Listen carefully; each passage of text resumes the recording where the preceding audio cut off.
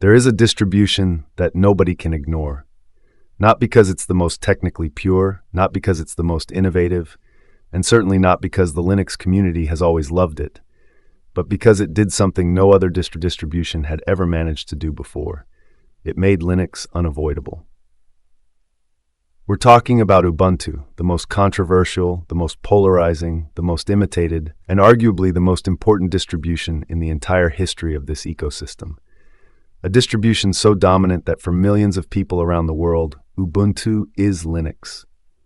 Not a version of it, not a flavor, Linux itself. And even today, years after its golden age, it still accounts for nearly half of all Linux desktop users on the planet. Now, if you've been following this channel for a while, you already know the story. The vision of Mark Shuttleworth, the rise, the ambition, the empire that Canonical tried to build, and the slow, painful retreat that followed. We covered that, and it's a fascinating story, almost Shakespearean in how it ends. But that's not what this video is about, because there's a question that story never answers. A question that matters far more than the history of one company or one man's vision. And that question is this: what did Ubuntu actually do to Linux? Not to itself, not to Canonical, but to the ecosystem, to the culture, to the direction desktop Linux took and is still taking today. Because there is a desktop Linux before Ubuntu, and there is a desktop Linux after Ubuntu. And those two worlds are so different from each other that you could argue Ubuntu didn't just change Linux, it created a dividing line that this community is still, consciously or not, defined by. That's what we're going to talk about today. Before Ubuntu existed, using Linux was almost a political act, a declaration of identity. You didn't just install Linux, you earned it. It required awareness, technical competence, and above all, membership in a very specific circle of people who had already decided that proprietary systems were the enemy and that freedom was worth fighting for, even if that fight meant spending 3 days configuring a wireless card. Linux was not for everyone, and nobody pretended it was. That was, in a strange way, part of its identity, part of its dignity. Ubuntu broke that psychological mechanism completely. And the consequences, both extraordinary and deeply problematic, are still rippling through this ecosystem today. What Canonical did in 2004 was something that sounds obvious in hindsight, but was genuinely radical at the time. They treated a Linux distribution as a product, not a project. Not a community effort with a mailing list and a release schedule that said when it's ready. A product with a defined target audience, a precise release cycle, a brand, a design language, and a marketing strategy. Before Ubuntu, the distributions we had were projects in the truest sense. Debian was a collective endeavor held together by social contract and an almost religious commitment to freedom. Slackware was the vision of one man, built to be correct rather than comfortable. These were not products, they were statements. And that was fine, because they were never trying to be anything else. But Ubuntu wanted to be something else entirely. And to do that, Canonical made a choice that was as strategically brilliant as it was structurally controversial. They took Debian and turned it into everything Debian could never be. Precisely because Debian, by its very nature as a community project with strong guiding principles, was structurally incapable of making the decisions Ubuntu needed to make. The combination they built was almost alchemical, a lean decision-making structure. A 6-month release cycle that nobody in the Linux world had ever attempted seriously. Forums designed to be accessible, Ask Ubuntu, clean and linear, nothing like the intimidating mailing lists of the past. CDs shipped for free to anyone in the world who asked, an installer that your grandmother could follow. And underneath all of it, the rock-solid foundation of Debian unstable, repackaged, polished, and made human. That 6-month cadence deserves its own moment, because it didn't just change Ubuntu, it changed the expectations of the entire ecosystem. Debian's releases were famous for taking years. Ubuntu arrived and said, every 6 months a new version. Stable, predictable, documented, and slowly, almost reluctantly, the rest of the world adjusted. GNOME began synchronizing its own release schedule. Other projects started thinking in rhythms they had never considered before. Ubuntu imposed a tempo on Linux that made it feel for the first time like a modern operating system rather than an academic experiment. The price of that tempo, as some would argue later, was a culture of hurry.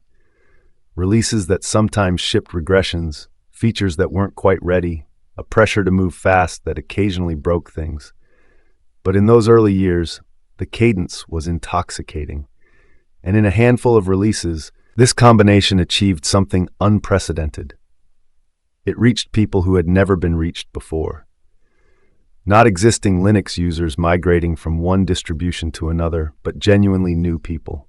People who had always seen Linux from a distance, who were curious but not brave enough, who needed someone to meet them halfway. Ubuntu met them there. Something that had never happened in quite this way in the history of Linux. Now I'm going to say something that will make some of you uncomfortable, but I believe it completely. Ubuntu saved Debian, and Debian has never been entirely at peace with that. When Ubuntu launched, Debian was in a period of genuine stagnation, release cycles stretching toward 3 years, an almost obsessive focus on stability at the expense of everything else. Firefox absent for branding reasons. The distribution was ideologically pure and practically difficult for anyone who didn't already know exactly what they were doing. Look at Debian today. GNOME kept relatively fresh, releases on a 2-year rhythm, cautious but real steps toward being more approachable. These are not coincidences. The pressure Ubuntu created, the example it set, the millions of users it brought into the Deb ecosystem, all of that kept APT relevant, kept the Debian package format a living standard rather than a historical artifact, and forced a community that valued stability above all else to reckon with the possibility that the world was moving faster than they were. The Debian community has historically looked at Ubuntu with suspicion. The tension between them is one of the most fascinating and unresolved dynamics in this entire ecosystem. But suspicion doesn't change the math. Without Ubuntu, it's very difficult to imagine Debian maintaining desktop relevance in the way it has. Of course, there is a price to all of this. There always is. For years, Canonical was criticized, fairly, for taking from upstream without giving back proportionally.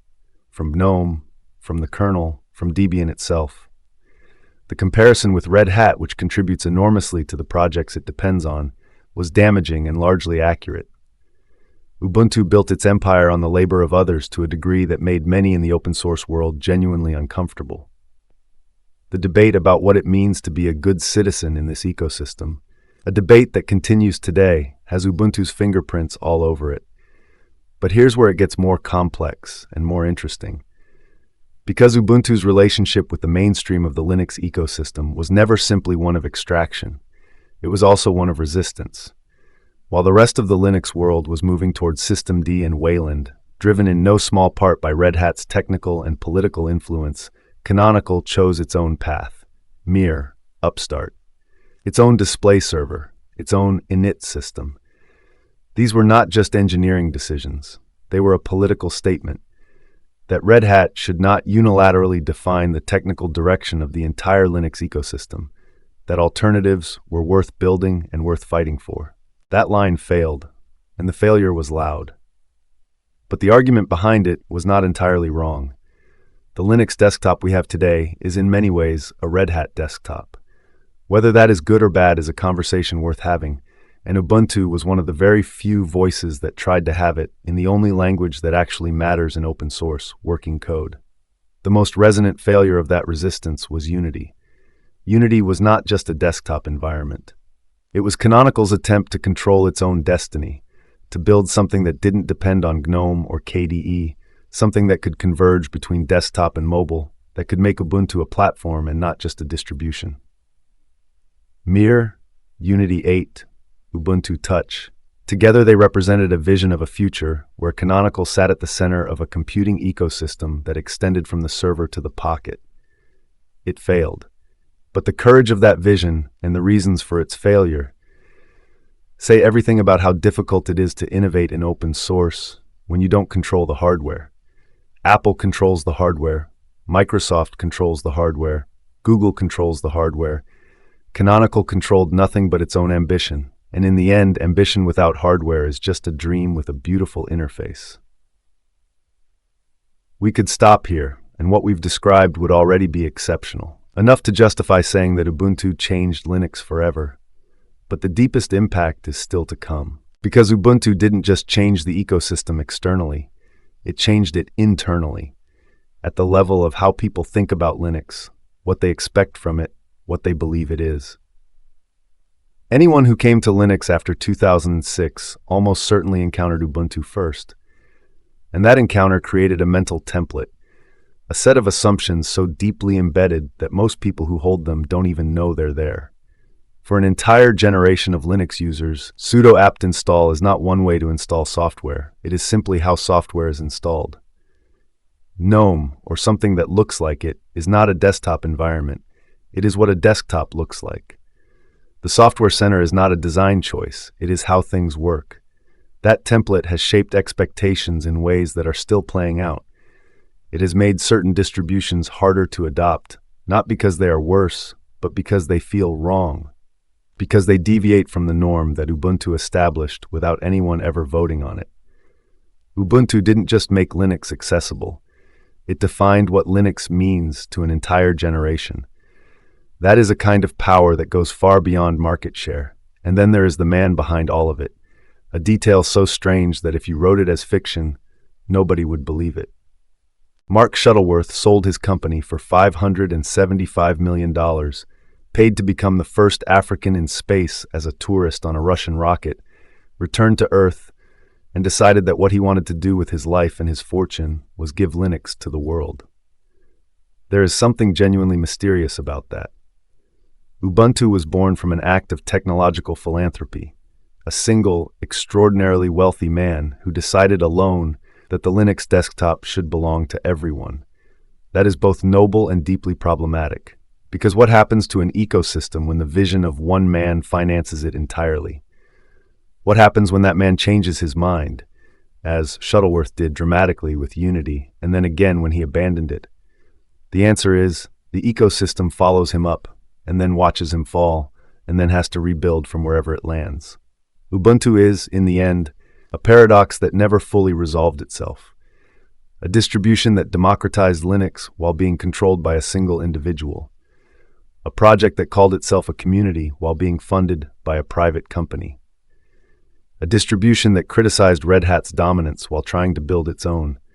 A distribution that saved Debian while Debian resented it. That tried to free users from proprietary systems while introducing its own closed components. That wanted to be a platform but remained a distribution. That reached the mainstream and then couldn't decide what to do once it got there. And yet, none of that diminishes what it actually accomplished. The desktop Linux before Ubuntu was a world that spoke only to those already converted. The desktop Linux after Ubuntu is a world that at least tried to speak to everyone. That attempt changed everything: the culture, the expectations, the tools, the aesthetics, the very language we use when we talk about what Linux should be. You may love Ubuntu or resent it. You may use it or avoid it deliberately. But you cannot understand where desktop Linux is today, its strengths, its contradictions, its ongoing identity crisis, without understanding what Ubuntu did, why it mattered, and why, for better or worse, we are all still living inside the world it built. See you in the next video, and may Linux be with you.